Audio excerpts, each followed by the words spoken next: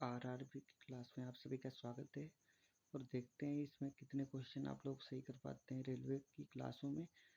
तो हमें कमेंट करके ज़रूर बताइएगा। पहला क्वेश्चन कहता है, भारत के कुल व्यय, इसका मतलब होता है खर्च, और ऋण को छोड़कर कुल प्राप्तियों के बीच अंतर को क्या कहा जाता है?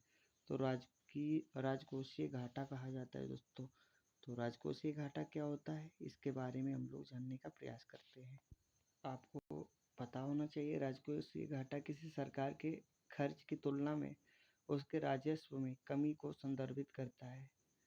जब किसी सरकार का व्यय उसके राजस्व से अधिक होता है तो सरकार को घाटे को पूरा करने के लिए धन उधार लेना होगा या संपत्ति बेचनी होगी। किसी भी सरकार के लिए राजस्व सबसे महत्वपूर्ण स्रोत होता है।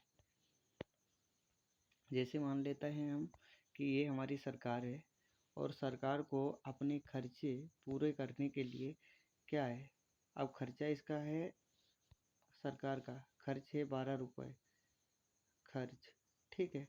और आय आय जो कि टैक्स वसूली से होती है, टैक्स इसके पास आ रहा है 10 रुपये, जो 10 से 12 2 रुपये का घाटा आ रहा है, इसे राजकोषीय घाटा कहते हैं। इस 2 रुपये को पूरा करने के लिए या सरकार किसी से कर्ज लेगी, लोन लेगी, या फिर कोई संपत्ति बेचेगी, जैसे ट्रेन बेचना, रेल बेचना, प्लेन बेचना, ठीक है। तो इसी तरीके का काम होता है ना, वो सारा राजकोषीय घाटा कहलाता है। चलिए देखते हैं अगला क्वेश्चन। तो अगले क्वेश्चन की तरफ चलते हैं। अगला क्वेश्चन आपकी स्क्रीन के ऊपर आ चुका है। अर्ध शुष्क जलवायु परिस्थितियों और उपकृष्ट मिट्टी में उगाई जाने वाली वह फसल जो खाद्य फसलों के साथ चारे की भी फसल है, निम्नलिखित में से क्या है? भाई जो मक्का होता है ना, मक्के का, पहली बात मक्का तो अर्ध शुष्क फसल है। इसी के साथ ही साथ क्या होता है ना, मक्का कभी तो हम लोग खाने के लिए उगाते हैं तो कभी चारे के लिए भी उगा देते हैं। ये अर्ध शुष्क यानी ठंडी के महीने में होने वाली फसल है, ठीक है। तो अर्ध शुष्क फसल क्या होती है, इसके कौन कौन से क्षेत्र हैं, इसमें क्या क्या उगाया जाता है, सारी जानकारी हम लोग कलेक्ट करने का प्रयास। तो आपको मैं बताना चाहता हूँ कि जलवायु अर्ध शुष्क है, जिसमें केवल 50% खेती की जाती है और 81% शुष्क भूमि पर खेती होती है, और कम फसल तीव्र 111% है। कम मूल्य के अनाज और छोटे मोटे बाजरा प्रमुख हैं, ठीक है।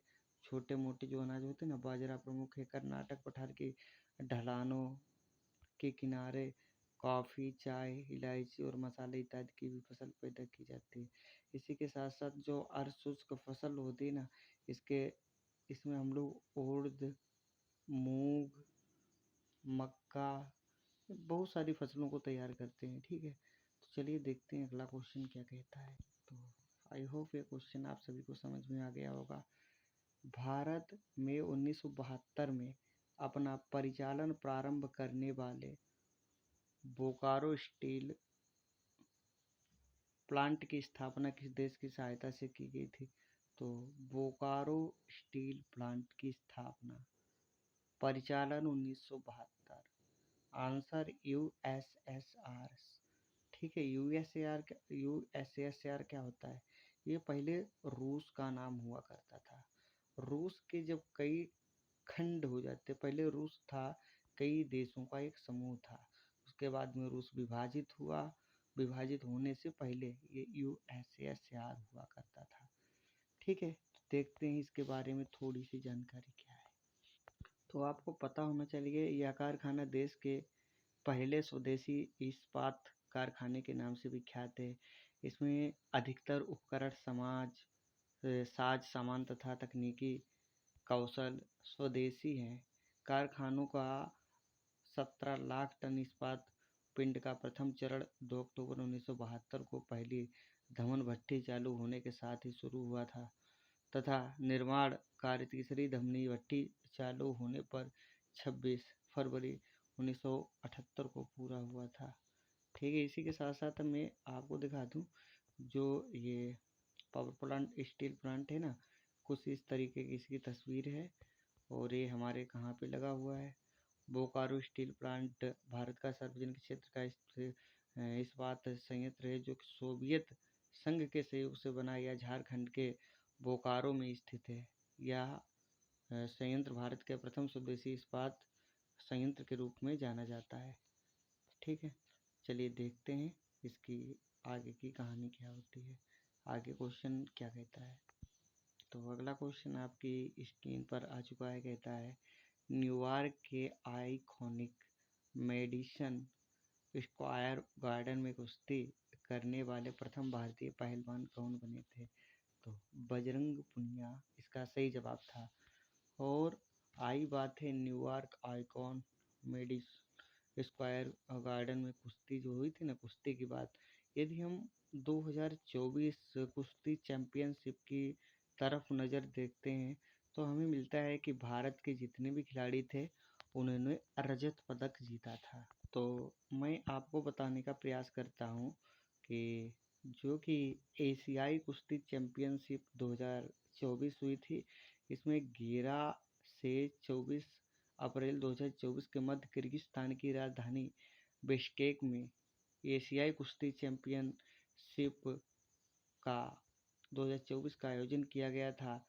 भारतीय पहलवानों ने एशियाई कुश्ती चैंपियनशिप का समापन 9 पदकों के साथ किया, जिसमें 4 रजक और 5 कांस्य पदक शामिल हैं। उसमें पहले स्थान पे आते हैं ना उदित, और उदित में क्या होता है, इन्होंने किया था 57 किलोग्राम भार वर्ग पुरुष फ्री स्टाइल, इसमें इनको रजत पदक दिया गया था। ठीक है, तो आई होप ये क्वेश्चन आपको समझ में आया होगा। चलते हैं अगले प्रश्न की ओर। अगला क्वेश्चन क्या कहता है, क्षेत्रीय हवाई संपर्क को सस्ता और सुविधाजनक बनाने के लिए संचालित योजना का नाम बताइए। तो भाई उड़ान इसका सही जवाब था। ये मुहिम उड़ान योजना की मुहिम थी, तो प्रधानमंत्री नरेंद्र मोदी के द्वारा शुरू की गई थी। इसका उद्देश्य था कि उड़े देश का हर नागरिक। तो इसके बारे में कौन कौन सी चीज़ें थी, क्या था? तो उड़ान योजना जो थी ना दोस्तों, तो उड़ान योजना के तहत 2500 रुपये प्रति घंटे की हवाई यात्रा का लाभ उड़ान योजना के तहत सरकार ने देश भर के 450 से अधिक छोटे शहरों और हवाई अड्डों को हवाई संपर्क से जोड़ा है। इससे छोटे शहरों में रहने वाले लोगों को कम किराए में हवाई यात्राओं का लाभ मिलेगा। ठीक है, यही थी उड़ान योजना। इसको प्रधानमंत्री के द्वारा शुरू किया गया था। उड़ान का तात्पर्य है देश का आम नागरिक।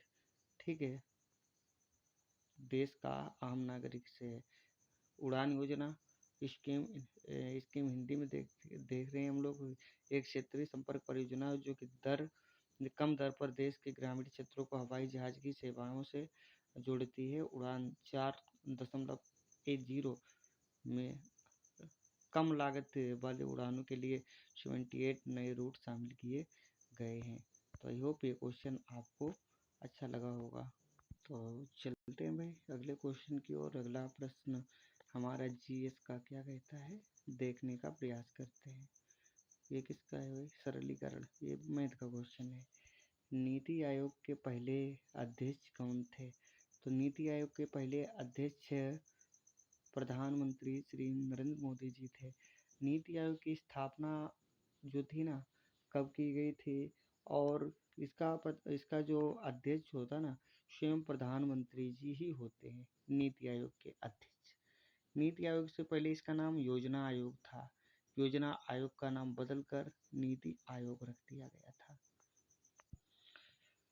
तो राष्ट्र और उसके लोगों की बेहतरी के लिए नीतियों और कार्यक्रमों के लिए रणनीति तैयार करके राष्ट्रीय विकास को प्राथमिकता देना, ग्राम स्तर पर प्रगतिशील योजनाएं विकसित करना तथा उन्हें उच्च सरकारी स्तर तक संप्रेषित करना, अंतर क्षेत्रीय और अंतर विभागीय मुद्दों के समाधान के लिए एक साझा मंच प्रदान करना, यही नीति आयोग का काम होता है।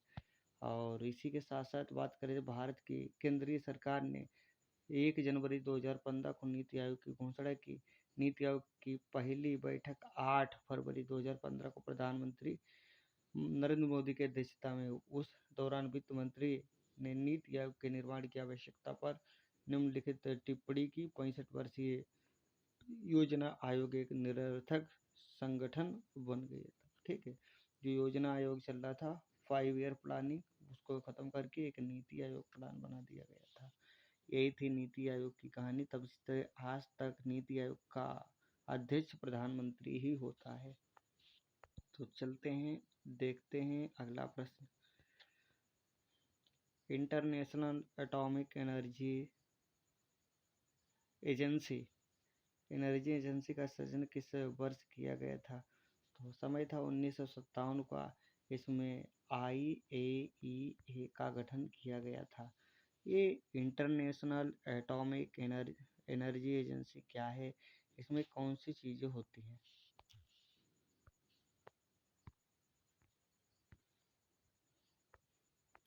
तो हम लोग बात करते हैं अंतर्राष्ट्रीय परमाणु ऊर्जा अभिकरण की। तो इसको अंतर्राष्ट्रीय परमाणु ऊर्जा अभिकरण कहते हैं। इसकी वर्तमान अभी भी स्थिति सक्रिय बनी हुई है। इसकी स्थापना की बात करते हैं तो इसकी स्थापना सन 1957 में हुई थी। और मुख्यालय का बात करते हैं तो मुख्यालय इसका वियना, ऑस्ट्रिया के अंदर स्थित है। और इसका कार्य जो होता है ना, मुख्य कार्य क्या होता है, तो परमाणु क्षेत्रों में सहयोग के लिए विश्व का केंद्र है और परमाणु औद्योगिकों के सुरक्षित, संरक्षित और शांतिपूर्वक उपयोग को बढ़ावा देने का प्रयास करता है, ताकि कोई भी फैसला हो ना बिना हथियारों के किया जा सके और हथियार कम बने। जिससे होगा का हमारे समाज में एक शांति की व्यवस्था बनी रहेगी। चलिए देखते हैं अगला प्रश्न क्या कहता है। निम्नलिखित में से किसने सोथल विद्रोह और 1857 के विद्रोह के दौरान अंग्रेजों की सहायता की थी? तो भाई अंग्रेजों की सहायता की थी महाराजा मेहताब चंद ने। और इसी के साथ ही बात करते हैं जो 1857 का विद्रोह फूटा था, ये कहाँ से? तो मेरठ छावनी से इसकी शुरुआत हुई थी, बैरकपुर से, जब मंगल पांडे ने चर्बी लगे कारतूसों को खोलने से इनकार कर दिया था। तो वहीं पे इनको कैद किया जाता है। कैद करने के बाद में आखिर में ये विद्रोह हो जाता है। ठीक है, तो देखते हैं। तो 1857 का विद्रोह, जिसे भारतीय विद्रोह या भारतीय स्वतंत्रता के प्रथम युद्ध के रूप में भी जाना जाता है, भारत के इतिहास में एक महत्वपूर्ण घटना थी। यह 10 मई 1857 को मेरठ शहर में ब्रिटिश ईस्ट इंडिया कंपनी के सिपाहियों के विद्रोह के रूप में शुरू हुआ और जल्द ही भारत के अन्य हिस्से में फैला और बहुत बड़ा रूप ले लिया था इस विद्रोह ने। अंतरिक्ष अनुसंधान के लिए भारतीय राष्ट्रीय समिति का गठन कब किया गया था? तो 1962 इसका सही जवाब है। चलिए देखते हैं अगला प्रश्न क्या कहता है। कथन निष्कर्ष। समान डेटा प्रकार के संकलन डेटा के एक सेट को क्या कहा जाता है? एरे कहा जाता है। एरे कंप्यूटर प्रोग्रामिंग की एक भाषा होती है। तो कंप्यूटर विज्ञान में एक सरणी डेटा संरचना होती है जिसमें समान मेमोरी आकार के तत्वों का संग्रह होता है। प्रत्येक को कम से कम एक सरणी सूचकांक या कुंजी द्वारा पहचाना जाता है। एक सरणी को इस प्रकार संग्रहित किया जाता है कि प्रत्येक तत्व की स्थिति समान रहे। ठीक है, चलते हैं अगले क्वेश्चन की ओर। अगला क्वेश्चन ये तो रीजनिंग का, और क्या कहता है, सबसे बेहतरीन क्वेश्चन है। लोकप्रिय काल्पनिक उपन्यास चंद्रकांता की रचना किसने की थी? तो देवकी नंदन खत्री ने की थी ये रचना। ठीक है, तो मुंशी प्रेमचंद की हम लोग काफ़ी रचनाएं पिछली क्लासों में पढ़ चुके हैं। इसी के साथ साथ मैथिली शरण गुप्त जी के बारे में भी हमने सीख चुके हैं, जयशंकर प्रसाद। चलिए देखते हैं अगला क्वेश्चन क्या कहता है। निम्नलिखित में से किस राष्ट्र ने इको फ्रेंडली रॉकेट अंगारा विकसित किया? तो अंगारा रॉकेट किसने विकसित किया? रूस ने विकसित किया था। और हमें आप कमेंट के माध्यम से बताइए कि भारत ने अपना पहला परमाणु पोखरण में सफलतापूर्वक कब परीक्षण किया था। ठीक है, चलिए देखते हैं अगला क्वेश्चन क्या कहता है। नवंबर 1944 में सांप्रदायिक समस्याओं पर गांधी जिन्ना चर्चा विफल होने के बाद एक न्यायिक ढांचे में सांप्रदायिक समस्या की जांच करने के लिए गैर पक्षीय सम्मेलन की स्थायी समिति द्वारा कौन सी समिति नियुक्त की गई थी। सप्रू समिति उसका नाम था। वह पोर्टल जो डिजिटल उपकरणों में और में से डेटा स्थानांतरण के लिए एक प्रोटोकॉल है, किस रूप में जाना जाता है, तो यूएसबी पोर्ट के नाम से इसे जाना जाता है। चलिए अगला क्वेश्चन देखते हैं क्या कहता है। इकोनॉमी ऑफ परमानेंस के लेखक कौन है, तो जेसी कुरप्पा इसका सही जवाब है। द्वितीय पंचवर्षीय योजना की रूपरेखा किसने तैयार की थी, तो पीसी महालनोबिस का सही जवाब था। इन्होंने द्वितीय पंचवर्षीय योजना की शुरुआत की थी। पृथ्वी शिखर सम्मेलन के रूप में किसे जाना जाता है, तो रियो शिखर सम्मेलन, इसको पृथ्वी शिखर सम्मेलन के नाम से भी जाना जाता है। निम्नलिखित में से किसने 2019 में क्रोएशिया के सर्वोच्च नागरिक सम्मान से सम्मानित, तो रामनाथ कोविंद जी हमारे भारत के उस समय राष्ट्रपति थे, उन्हीं को सम्मानित किया गया था। और इस समय तो द्रौपदी मुर्मू जी हैं। ईस्ट इंडिया कंपनी द्वारा किस वर्ष में स्थायी बंदोबस्त को अमल में लाया गया, तो समय था वो 1793 ईस्वी का। उस समय यही कार्य किया गया था। सीसा और टिन की मिश्र धातु को शोल्डर कहा जाता है। ठीक है, देखते हैं अगला क्वेश्चन। श्वेत क्रांति जिस प्रकार दुग्ध उत्पादन से संबंधित है, पीली क्रांति उसी प्रकार से तिलहन से संबंधित होती है। चलिए देखते हैं अगला क्वेश्चन क्या कहता है। निम्नलिखित में से किस उपकरण का उपयोग वायुमंडलीय दाब को मापने के लिए किया जाता है, तो वायुमंडलीय दाब को बैरोमीटर से नापा जाता है। डी ऑप्शन इसका सही जवाब है। चलिए देखते हैं आगे का क्वेश्चन क्या कहता है। वर्षा ऋतु के दौरान जब पौधों के लिए आवश्यक मृदा आर्द्रता की तुलना में अधिक वर्षा होती है, इसे किस रूप में संदर्भित किया जाता है, तो आर्द्रभूमि कृषि। ए ऑप्शन सही जवाब है। वर्ष 2019 में थाईलैंड की खाड़ी से किस चक्रवात का आरंभ हुआ था, तो पाबुक चक्रवात 2019 में थाईलैंड से निकला था। चलिए देखते हैं अगला क्वेश्चन क्या कहता है। 9 भारतीय भाषाओं की एकीकृत लिपि है जिसे एक सामान्य भारतीय लिपि के रूप में प्रस्तावित किया जा रहा है, तो कौन सी भारतीय लिपि। चलिए देखते हैं कौन सा क्वेश्चन और किस तरीके से इम्पोर्टेंस रखता है, इसके बारे में भी हम लोग आगे बातें करने वाले हैं। माता कामाख्या मंदिर किस राज्य में स्थित है, तो असम राज्य में माता कामाख्या देवी मंदिर स्थित है। इसमें क्या होता है, माता रानी की योनि की पूजा की जाती है। ठीक है, तो इन लोगों का मानना है जिनके कोई बच्चे नहीं होते हैं, ठीक है, तो वहाँ पे जाकर माता रानी की पूजा वूजा करते हैं तो उनको मनोकामनाएं पूरी होती हैं। मुगल कालीन प्रसिद्ध गायक तानसेन किस भारतीय संगीत शैली से संबंध रखते हैं, तो ध्रुपद इसका सही जवाब है। ठीक है, ये ऑप्शन में दे रखा है। चलिए देखते हैं अगला क्वेश्चन। क्लब ऑफ रोम द्वारा द लिमिट्स टू ग्रोथ का प्रकाशन कब किया गया था, तो समय था 1972 ईस्वी का। चलिए देखते हैं अगला क्वेश्चन क्या कहता है। सबसे बेहतरीन क्वेश्चन है। भूमि पर वह भौतिक विस्तार जिस पर फसलें बोई और काटी जाती हैं उसे निम्नलिखित में से किस नाम से जाना जाता है, तो कुल बीज रोपित भूमि कहा जाता है। सबसे मस्त क्वेश्चन है। चलिए, नाइट्रोजन यौगिकीकरण के माध्यम से मृदा की प्राकृतिक उर्वरकता बढ़ाने वाली फसलें क्या कहलाती हैं, तो फलीदार फसलें कही जाती हैं। खाद्य पदार्थ, वस्त्र जैसे उत्पादन और मनोरंजन जैसी सेवाओं को उनके अंतिम उपभोक्ता द्वारा खरीदे जाने पर उसे क्या कहा जाता है? तो उपभोग वस्तुएं कहा जाता है। ठीक है। हमारी जिह्वा पर कौन सा अभिग्रही स्थित होता है? तो रस संवेदी होता है। चलिए देखते हैं अगला क्वेश्चन। 1932 ईस्वी का पूना पैक्ट समझौता महात्मा गांधी और इनमें से किस नेता के बीच हुआ था? तो पूना पैक्ट जो था ना पुणे में, भीमराव अंबेडकर और महात्मा गांधी के बीच में हुआ था। इसमें काफी सारी चर्चाएं की गई थी। प्रत्येक वक्र में बड़ी संख्या में निस्यंदन इकाइयां होती हैं। इन्हें क्या कहा जाता है? वृक्काणु कहा जाता है। ठीक है।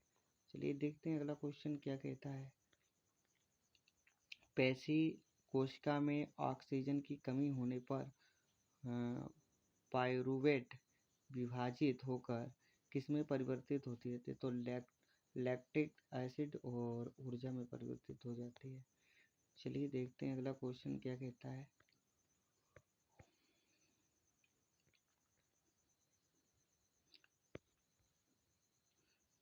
वारली लोक चित्रकारी किस राज्य की लोक कला का एक रूप है? तो ये वारली लोक चित्रकारी जो है ना महाराष्ट्र में आती है। महाराष्ट्र इसका सही जवाब है। 1972 का शिमला समझौता इंदिरा गांधी और किसके बीच हुआ था? जुल्फिकार अली भुट्टो के बीच हुआ था। ये ऑप्शन सही है। चलिए देखते हैं अगला क्वेश्चन। मानव शरीर की सबसे बड़ी धमनी कौन सी होती है? तो उसका नाम है महाधमनी। मानव शरीर की सबसे बड़ी धमनी महाधमनी को कहा जाता है। निम्नलिखित में से कौन सा कलपक्कम में परमाणु अनुसंधान हेतु संस्थापित अनुसंधान रिएक्टर है? तो कामिनी इसका सही जवाब है। ए ऑप्शन में दे रखा, बी ऑप्शन में दे रखा है।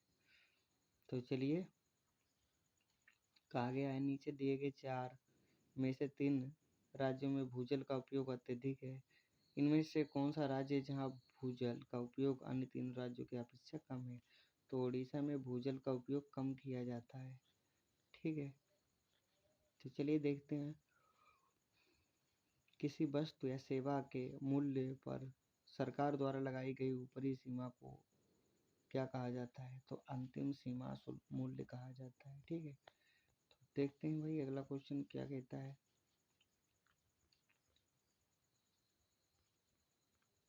तो अगले क्वेश्चन की ओर हम लोग चलने का प्रयास करते हैं। सारे रीजनिंग और मैथ की जा रहे हैं।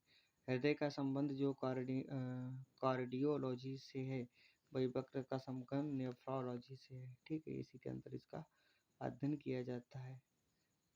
तो निम्नलिखित में से 4 सामग्रियों में 3 किसी दृष्टि से समान है, असंगत हैं और एक का चयन कीजिए। जो चांदी, सोना, एल्यूमिनियम है ये क्या है? धातु है। ठीक है। लेकिन पीतल एक मिश्र धातु है, इसी कारण इसे अलग करते हैं। तो चलिए देखते हैं। निम्नलिखित में से 4 समान है लेकिन एक अलग है। तो इसमें सितारा अलग है, बाकी सभी ने सभी किसी न किसी रूप से समान है। ठीक है। समय कम होने के कारण हम लोगों ने जल्दी क्लास खींच ली। तो आई होप ये क्वेश्चन, आज की सीरीज आपको अच्छी लगी होगी, पसंद आई होगी। तो इसे लाइक से सब्सक्राइब जरूर करें। धन्यवाद। मिलते हैं अगली क्लास में। और आप लोगों को क्या करना है कि इसके जितने रीजनिंग और मैथ के क्वेश्चन बचते हैं उनको भी हल करने का प्रयास करा करिए।